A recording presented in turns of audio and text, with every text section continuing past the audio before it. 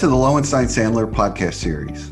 I'm Kevin Iredell, Chief Marketing Officer at Lowenstein Sandler. Before we begin, please take a moment to subscribe to our podcast series at lowenstein.com/podcast or find us on iTunes, Spotify, Pandora, Google Podcasts, and SoundCloud. Now let's take a listen. Welcome to Don't Take No for an Answer. I'm your host, Lynda Bennett, Chair of the Insurance Recovery Practice here at Lowenstein Sandler. And today I'm pleased to welcome Matt Kerman, who is Vice President Financial Line Specialist with ARC Excess and Surplus. So Matt, thanks for joining us today. Lynda, thanks so much for having me. Pleasure. All right. Well, for the benefit of our listeners, I'll say that you and I have worked together on a number of matters over the years. And it's been my pleasure to do so because Matt is knowledgeable, responsive, resourceful. Oh, yeah. And he happens to be an excellent person that I've enjoyed getting to know. In today's episode, I want to take a deep dive into Matt's resourcefulness and why I have learned time and time again that it's crucial for me to have someone like Matt on my speed dial. You see, I'm that person who likes to call Matt often late on a Friday night or first thing Saturday morning, or even more recently, the day before Thanksgiving with a major emergency where my client has found itself up against the wall and their current broker's thrown up their hands. Most often, we're talking about a client that has experienced a significant claim during the current policy, or they may be in an industry where the insurers have decided they want to get out stat and the client's insurance policies are about to expire. The incumbent broker shopped the market and has come up empty, delivering surprising and certainly unwelcome news that the current policies will not be renewed and the client's out of luck. Each time I've sent up the bat signal to my friend Matt, he jumps in with both feet and he's found an insurance solution. And each time I was amazed not only by his ability to get coverage in place, but also by how quickly he can get it done with efficiency and putting up with my constant demands. Hey, Matt, you got to do better on price and terms. You know that. So today, I thought it would be valuable to have Matt share at least some of his secret sauce with us so that clients and prospects who find themselves in similar binds will know who to call and what they can do to streamline the process while the fire alarms are ringing and smoke is filling in the room of this coverage emergency. So Matt, I kind of built you up quite a bit. Tell us about the hype. What's your background and why are you the superhero that I've just explained that you are? Well, thanks again for having me on. I work for ARC Excess and Surplus, who is a boutique specialist in the management and professional liability world. In my past life, in my onset of my insurance career, I was an underwriter. So I started on the other side of the aisle. Now, this past experience as an underwriter allows me to understand how underwriters think and act and transact in situations, which transitions really well on the broker side when advocating for clients. So what you're telling us, Matt, I think, is that you know how the sausage is made. I like that. I really like that. And that obviously is why you're so good at what you do.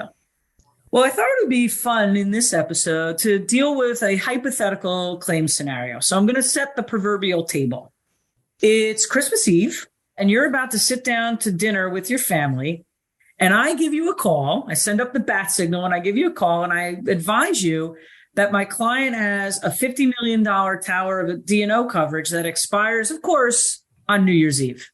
The client's been told by their current broker that the current insurers are not going to renew the policies.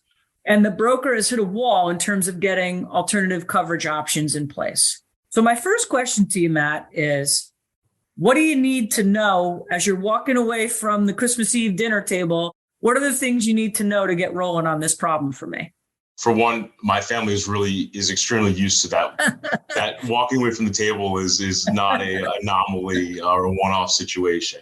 So some of the things in a situation when an insured's back is against the wall is we need to have an understanding of why they are in the situation. A summary of the claim, or of the financial condition of why current insurers are not willing to renew their policy is, I think, the utmost important aspect to create a roadmap of how we're going to execute this solution. The next, you know why the building's on fire, basically. That's exactly right. So that's going to be essential. The other items that are needed are more of a typical for any sort of procurement of insurance. And that's going to be the renewal application, That's going to be the insurance financials. If there was a claim situation of why the current insurers are not willing to renew, a summary of that situation, as well as lessons learned from the claim scenario. Carriers want to have a comfort level that, all right, this might have been a bad incident in the past, but it's not going to happen again. And these lessons learned are instrumental in getting underwriters and insurance companies comfortable with writing a tougher to place placement. Well, that's great. And so what do you do when the annoying lawyer wants to be the lawyer to say, yeah, I'm not giving you my privileged information about this claim? How do you get around that roadblock as you have to start smiling and dialing to get this coverage in place before year end? Well, us and underwriters, they don't need privileged information. They need a very watered down basis summary of what happened. So we're not asking for anything that's privileged or confidential. Just a very, very brief summary of what occurred is sufficient in securing coverage on a go-forward basis. Yeah, and I think you made a great point that lesson learned piece, right? Because when the new carriers are thinking about this, they know they're not going to be stuck with that claim. They're wanting peace and comfort that the client has learned from that prior claim that another carrier is going to have to respond to. But they want to know that this is a good risk and that somebody is going to develop the best practice to avoid the next claim from being asserted, right? All right. So do you need to have copies of the expiring policies to get out up and running? Or is that not something that really needs to be in the package that goes out to the new carriers you're going to approach? So in our process of placing a replacement go-forward policy, the expiring policies are important for our review to ensure there's no gap in coverage. So although we're not sending those policies out to the market to the other insurers, for our understanding of what currently is covered, who is currently covered, the dates that are currently being provided by the policy are important to ensure that we're not missing anything and that we continue to keep continuity for the insured. Great. Now, what about the application process? Because in this claim scenario, the client has already been engaged in the underwriting process for 60, 90 days before they get this unwelcome surprise at the bitter end. They've gone through the process of filling out an application. Are you able to take that application that didn't sing when the other broker was using it and repurpose it for you? Or do we have to start over and complete a new and separate application to be able to get you out and running in the new markets? One nice thing about the professional management liability marketplace is underwriters are able to underwrite off of other carriers' applications. So that current application that the insured filled out and probably spent quite a bit of time filling out is the application that we could use to procure the new policy. So the insured doesn't need to go out and rush to complete a complete new application. The application that was completed in the past is totally fine. So that's great. And I guess at this point, Matt, I am duty bound to talk about another place where you and I become frenemies, which is when you use that old application, the next thing you're going to tell me is that you're going to want a warranty letter from my client, which I don't like to give. But can you talk about that requirement and why that's so important when we're going to new insurers? Sure. And that requirement in professional liability is needed. When you're placing a directors and officers liability policy, to say that requirement of a warranty, we would also not allow our insureds to sign a warranty. It's really important to keep continuity of coverage, and by an insured signing that warranty would break continuity. So just by the nuances of management and professional liability world of what underwriters require, directors and officers underwriters might ask for a warranty, but that's not something that we would allow the insured to sign either. Great. I want to talk a little bit about, I mentioned at the top here, there's really two scenarios that I see where the bat signal has to be sent up. One is, and we just talked about it a little bit, that claim scenario. So the incumbent insurers are a little spooked or they don't like the risk anymore. They want to get out. The other context that I've seen this come up is there are certain industries that the insurers are excited to be in, and then they're less excited to be in. And I'll give an example. A generic example is cannabis. The last couple of years, we've had some clients that got into these types of emergencies, not because they had any claims, but because the particular carrier they were with wasn't as excited to be insuring in that industry. So what are the kinds of things that you do for these, I call them harder to place risks? What are you doing to get those insureds protected? Yeah, and there's definitely classes of business, as you mentioned, cannabis and others like cryptocurrency, firearms, adult entertainment, of classes of business that the wider breadth of underwriters and insurers do not have an appetite to write. But our deep understanding of just doing management and professional liability lends to our understanding of who is able to write what class of business and allows us to be laser focused in our marketing efforts of insurance in those classes of business. We're able to pick up the phone or send an email to underwriters that we do know have an appetite to write tough classes of business. I actually want to give a plug to you and your team, because one of the things is a lot of times those insurers are newer players. They're not known quantity name brand insurers necessarily that are in that space. And so we really are working hand in glove with ARC to understand what is the management team like. You know, Matt, my focus from when we're placing the policy is, all right, but how are they going to be on claims, right? And so being able to guide our clients in that way, and being able to leverage the very good relationships that you and your colleagues at ARC have on the front end of that placement to let our clients feel comfortable is really super duper important, especially on those harder to place risks.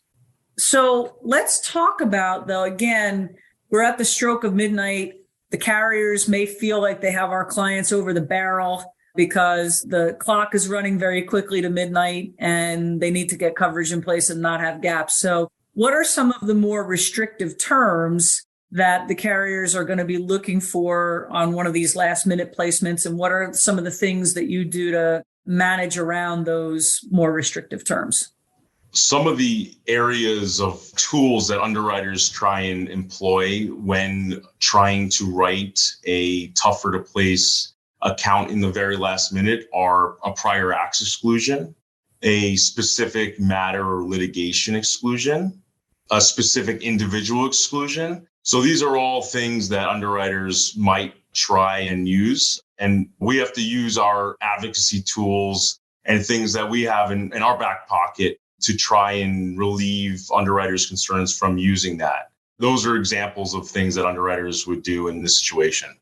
Well, and I think that's where you and I are pretty good tag team partners, because you don't have to be the bad guy. I get to be the bad guy and you get to say, oh, this pain in the neck coverage lawyer is riding me on these terms, guys. I got to get this exclusion out of here, or the wording narrowed, right? I think we may make a pretty good tag team on that stuff, Matt.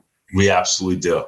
And I do want to pause, because one of the trends that I've seen more recently when folks use brokers, maybe other than ARC, and they're doing some of these last minute placements, and you mentioned it, and that's getting full prior acts coverage. You know, people need to understand with these claims made policies, especially when you're making a move over to a new insurer, you've got to make sure that the new policy is going to provide you with coverage, full prior acts coverage, meaning the act may have happened 2 years ago, but it's still subject to coverage for the policy that's going to be put in place. And while Matt and his friends at ARC are very well aware of that, I can tell you from personal experience, not all brokers are focused on that. And we find out about it when a claim gets presented, and our clients are extremely unhappy to learn that there's no coverage for that. So, Matt, before we wrap up, I want to have you address some of the best practices that you would suggest to our clients. What should they be doing so that they can avoid these 5-alarm fire drills in the first place that we've been talking about? So I think time is extremely important, and partnering with an experienced, knowledgeable broker like ARC is extremely important. One of the tools that we like to use is in-person underwriting meetings for insureds. That allows underwriters to get a personal relationship with their insured. And we find that pays a lot of dividends in executing the best result for a client. So time is one of the most important items of partnering with a broker early in the process. I'll add to that. And again, speaking from personal experience of when I have to pick up the bat phone to call you, clients really need to be super careful and super focused on when is their renewal period? You know, the professionals at ARC know this process starts 60 to 90 days before the policies are about to expire. And it really will behoove you, if you're responsible for the renewal in your company, to make sure you're staying on top of those deadlines. And that if you haven't heard from your broker and you're 30 days out and you don't have proposals and you don't know where the broker's been and what the response from carriers has been, you better pick up the phone and call my friend Matt so that you don't have to bother him when he's sitting at the dinner table on Christmas Eve. So, well, listen, Matt, I really appreciate you joining us today. You shared lots of knowledge. I think everyone's going to know why they need to put you in their Rolodex for that speed dial phone call. And we'll love to have you back next time. So thanks for joining us today. Thanks again for having me, Lynda. I really appreciate it. Thank you for listening to today's episode. Please subscribe to our podcast series at lowenstein.com/podcast or find us on iTunes, Spotify, Pandora, Google Podcasts, and SoundCloud. Lowenstein Sandler podcast series is presented by Lowenstein Sandler and cannot be copied or rebroadcast without consent. The information provided is intended for a general audience and is not legal advice or a substitute for the advice of counsel. Prior results do not guarantee a similar outcome. The content reflects the personal views and opinions of the participants. No attorney-client relationship is being created by this podcast, and all rights are reserved.